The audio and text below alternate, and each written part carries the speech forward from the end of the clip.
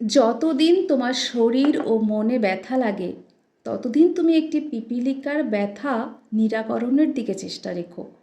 আর তা যদি না করো তবে তোমার চাইতে হীন আর কে।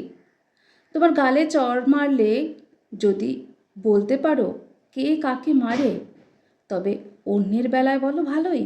খবরদার, নিজে যদি না ভাবতে পারো তবে অন্যের বেলায় বলতে যেও না। যদি নিজের কষ্টের বেলায় সংসারী সাজো, অন্যের বেলায় ব্রহ্মজ্ঞানী সেজো না। বরং নিজের দুঃখের বেলায় ব্রহ্মজ্ঞানী সাজো আর অন্যের বেলায় সংসারী সাজো। এমন ভেলো ভালো। যদি মানুষ হও তো নিজের দুঃখে হাসো আর পরের দুঃখে কাঁদো। নিজের মৃত্যু যদি অপছন্দ করো তবে কখনোই কাউকে মর বলো না। হাসো কিন্তু বিদ্রূপে নয়, কাঁদো কিন্তু আসক্তিতে নয়, ভালোবাসায় প্রেমেই। বলো কিন্তু আত্মপ্রশংসায় বা খ্যাতি বিস্তারের জন্য নয়। তোমার চরিত্রের কোনো উদাহরণে যদি কারো মঙ্গল হয় তবে তার নিকটে তা গোপন রেখো না। তোমার সদ্ভাব কর্মে ফুটে উঠুক, কিন্তু আপন ভাষায় ব্যক্ত না হয়, নজর রেখো। সতে তোমার আসক্তি সংলগ্ন করো, অজ্ঞাত সারে সৎ হবে। তুমি আপনভাবে সৎ চিন্তায় নিমগ্ন হও, তোমার অনুযায়ী ভাব আপনি ফুটে বেরোবে। অসৎ চিন্তা যেমন চাহনিতে, বাক্যে, আচরণে, ব্যবহারে ইত্যাদিতে ফুটে বেরোয়, সৎ চিন্তাও তেমনি উক্ত রূপেই ফুটে বেরোয়। স্পষ্টবাদী হও কিন্তু মিষ্টভাষী হও। বলতে বিবেচনা করো কিন্তু বলে বিমুখ হও না। যদি ভুল বলে থাকো সাবধান হও, ভুল করো না। সত্য বলো কিন্তু সংহার এনো না। সৎ কথা বলা ভালো, কিন্তু ভাবা অনুভব করা আরও ভালো। অসৎ কথা বলার চেয়ে সৎ কথা বলা ভালো নিশ্চয়ই, কিন্তু বলার সঙ্গে কাজ করা ও অনুভব না থাকলে কি হলো? বেহালা যেমন বিনা বাদকানুগ্রহে বাজে ভালো, কিন্তু তারা নিজে কিছু অনুভব করতে পারে না। যে অনুভূতির খুব গল্প করে অথচ তার লক্ষণ প্রকাশ হয় না, তার গল্পগুলো কল্পনা মাত্র বা আড়ম্বর। যত ডুববে তত বেমালুম হবে, যেমন ডালিম পাকলেই ফেটে যায়। তোমার অন্তরে সদ্ভাব পাকলেই আপনি ফেটে বেরোবে, তোমার মুখে তা প্রকাশ করতে হবে না। যে খেয়াল বিবেকের অনুচর তারই অনুসরণ করো, মঙ্গলের অধিকারী হবে। বিস্তারে অস্তিত্ব হারাও কিন্তু নিভে যেও না। বিস্তারী জীবন, বিস্তারী প্রেম। যে কর্মে মনের প্রসারণ নিয়ে আসে তাই সুকর্ম, আর যাতে মনের সংস্কার, গোড়ামি ইত্যাদি আনে, ফলকথা যাতে মন সংকীর্ণ হয় তাই কুকর্ম। যে কর্ম মানুষের কাছে বলতে মুখে কালিমা পড়ে তা করতে যেও না। গোপন যেখানে ঘৃণা, লজ্জা, ভয়ে, সেখানেই দুর্বলতা, সেখানেই পাপ। যে সাধনা করলে হৃদয়ে প্রেম আসে তাই করো, আর যাতে ক্রূরতা, কঠোরতা, হিংসা আসে তা আপাতত লাভজনক হলেও তার কাছে যেও না। তুমি যদি এমন শক্তি লাভ করে থাকো যাতে চন্দ্র সূর্য কক্ষচ্যুত করতে পারো, পৃথিবী ভেঙে টুকরো টুকরো করতে পারো, বা সবাইকে ঐশ্বর্যশালী করে দিতে পারো, আর যদি হৃদয়ে প্রেম না থাকে তবে তোমার কিছুই হয়নি। একটা চাইতে গিয়ে 10টা চেয়ে বসো না, একেরই যাতে চরম হয় তাই করো, সকলগুলি পাবে।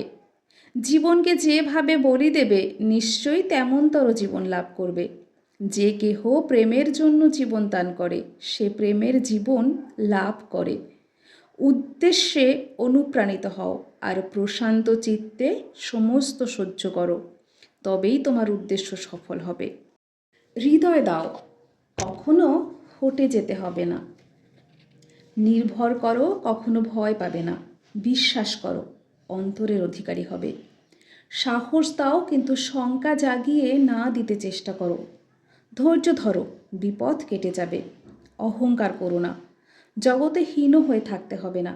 কেহ তোমাকে দোষী করবার পূর্বেই কাতরভাবে নিজ দোষ স্বীকার করো, মুক্ত কলঙ্ক হবে। জগতের স্নেহের পাত্র হবে। সংযত হও কিন্তু নির্ভীক হও, সরল হও কিন্তু বেকুব হইও না, বিনীত হও তাই বলে দুর্বল হৃদয় হইও না, নিষ্ঠা রেখো কিন্তু গোঁড়া হইও না, সাধু সেজো না, সাধু হতে চেষ্টা করো। কোনো মহাপুরুষের সঙ্গে তোমার নিজের তুলনা করো না, কিন্তু সর্বদা তার অনুসরণ করো। যদি প্রেম থাকে তবে অপরকে আমার বলো, কিন্তু স্বার্থ রেখো না, প্রেমের কথা বলার আগে প্রেম করো। অন্ধ হওয়া দুর্ভাগ্য বটে, কিন্তু যষ্টিচ্যুত হওয়া আরও দুর্ভাগ্য, কারণ যষ্টি অনেকটা চক্ষুর কাজ করে। স্কুলে গেলেই তাকে ছাত্র বলে না, আর মন্ত্র নিলেই তাকে শিষ্য বলে না। হৃদয়টি শিক্ষক বা গুরুর আদেশ পালনের জন্য সর্বদা উন্মুক্ত রাখতে হবে। অন্তরে স্থির বিশ্বাস চাই, তিনি যাই বলে দেবেন তাই করতে হবে, বিনা আপত্তিতে, বিনা ওজরে, বরং পরম আনন্দে। যে ছাত্র বা শিষ্য প্রাণপণে আনন্দের সহিত গুরুর আদেশ পালন করেছে সে কখনোই বিফল হয়নি। শিষ্যের কর্তব্য প্রাণপণে গুরুর আদেশ কার্যে পরিণত করা, গুরুকে লক্ষ্য করে চলা। যখনই দেখবে গুরুর আদেশে শিষ্যের আনন্দ হয়েছে, মুখ প্রফুল্ল হয়ে উঠেছে, তখনই বুঝবে যে তার হৃদয়ে শক্তি এসেছে। খবরদার কাউকে হুকুম করে কিংবা চাকর বাকর দিয়ে গুরুর সেবা শুশ্রূষা করাতে যেও না, প্রসাদ থেকে বঞ্চিত হয়েও না। মা নিজে হাতে ছেলেপিলের যত্ন করে বলে ছেলের উপর অশ্রদ্ধা আসে না, তাই অত ভালোবাসা। নিজ হাতে গুরু সেবা করলে অহংকার পাতলা হয়, অভিমান দূরে যায়, আর প্রেম আসে। গুরুই ভগবানের সাকার মূর্তি, আর তিনিই অ্যাবসুলেট। গুরুকে আমার বলে জানতে হয়। মা, বাপ, পুত্র ইত্যাদি বাড়ির লোকে ভাবতে গেলে যেন তার মুখও মনে পড়ে। তার ভৎসনার ভয় রাখার চেয়ে ভালোবাসার ভয় রাখাই ভালো। আমি যদি অন্যায় করি তবে তার প্রাণে ব্যথা লাগবে। সব সময় তাকে অনুসরণ করতে চেষ্টা করো। তিনি যা বলেন যত্নে তা রক্ষা করে অভ্যাস চরিত্রগত করতে নিয়ত চেষ্টা করো। আর তাই সাধনা। তুমি গুরুকে বা সতে চিত্ত সংলগ্ন করে আত্মোন্নয়নে যত্নবান হও। অন্যে তোমার বিষয়ে কি বলছে দেখতে গিয়ে আকৃষ্ট হয়ে পড়ো না, তাহলে আসক্ত হয়ে পড়বে, আত্মোন্নয়ন হবে না। স্বার্থবুদ্ধি অনেক সময়ে আদর্শে দোষারোপ করে, সন্দেহ এনে দেয়, অবিশ্বাস এনে দেয়। স্বার্থবুদ্ধিবশত আদর্শে দোষ দেখো না, সন্দেহ করো না, অবিশ্বাস করো না, করলে আত্মোন্নয়ন হবে না যে। মুক্ত স্বার্থ হয়ে আদর্শে দোষ দেখলে তার অনুসরণ করো না, করলে আত্মোন্নয়ন হবে না। আদর্শের দোষ মূঢ় অহংকার, স্বার্থচিন্তা, অপ্রেম। অনুসরণকারীর দোষ সন্দেহ, অবিশ্বাস, স্বার্থবুদ্ধি। যিনি প্রেমের অধিকারী নিঃসন্দেহ চিত্তে তাঁরই অনুসরণ করো, মঙ্গলের অধিকারী হবেই হবে। যিনি ছলে বলে কৌশলে যেমন করেই হোক না কেন সর্বভূতের মঙ্গল চেষ্টায় যত্নবান, তারই অনুসরণ করো, মঙ্গলের অধিকারী হবেই হবে। যিনি কোনো প্রকারে কাহাকেও দুঃখ দেন না অথচ অসতেরও প্রশ্রয় দেন না, তারই অনুসরণ করো, মঙ্গলের অধিকারী হবেই হবে। যাকে তুমি চালক রূপে মনোনীত করে নিয়েছ তার কাছে তোমার হৃদয়ের কোনো কথা গোপন রেখো না, গোপন করলে তাকে অবিশ্বাস করা হবে, আর অবিশ্বাসেই অধপতন।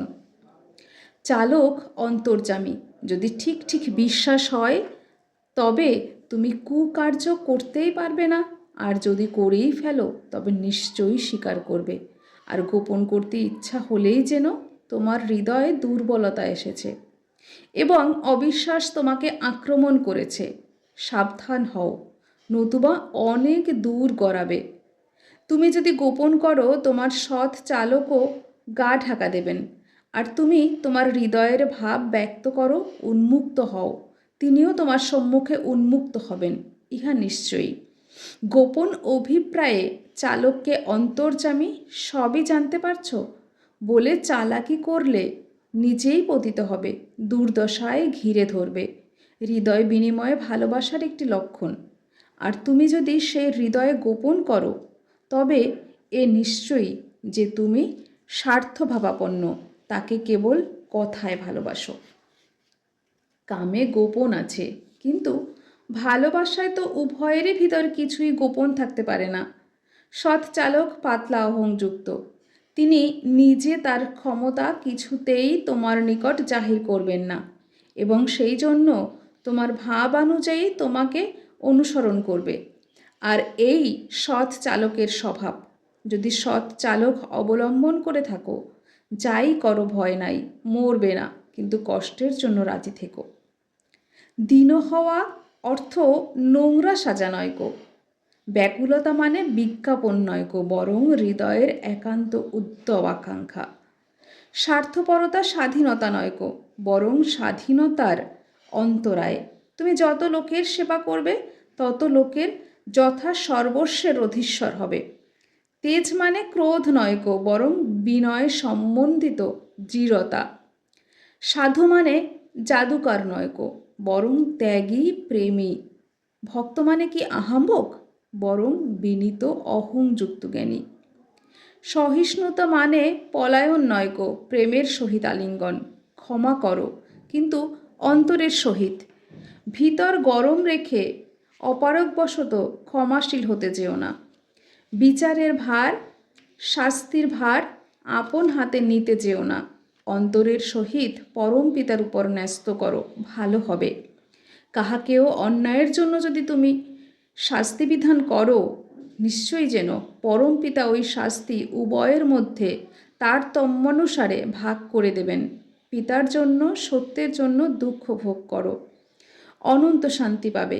তুমি সত্যের অবস্থান করো, অন্যায়কে সহ্য করতে চেষ্টা করো, প্রতিরোধ করো না, শীঘ্রই পরম মঙ্গলের অধিকারী হবে। যদি পাপ করে থাকো, কাতর কণ্ঠে তা প্রকাশ করো, শীঘ্রই সান্ত্বনা পাবে। সাবধান, সংকীর্ণতা বা পাপকে গোপন রেখো না, উত্তরোত্তর বর্ধিত হয়ে অতি সত্বর তোমাকে অধপতনের চরমে নিয়ে যাবে। অন্তরে যা গোপন করবে, তাই বৃদ্ধি পাবে। দান করো, কিন্তু দীনও হয়ে প্রত্যাশা না রেখে। তোমার অন্তরে দয়ার দরজা খুলে যাক। দয়া করা হিসেবে দান অহংকারের পরিপোষক।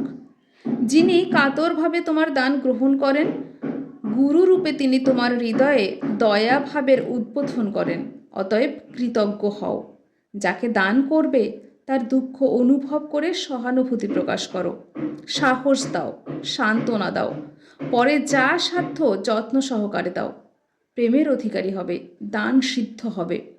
দান করে প্রকাশ যত না করো, ততই ভালো, অহংকার থেকে রক্ষা পাবে। যাঞ্চাকারীকে ফিরিও না।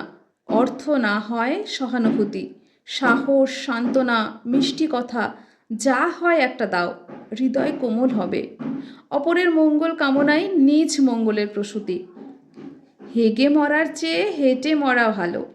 যে বলায় কম, কাজে বেশি, সেই প্রথম শ্রেণীর কর্মী। যে যেমন বলে তেমনি করে, সে মধ্যম শ্রেণীর কর্মী।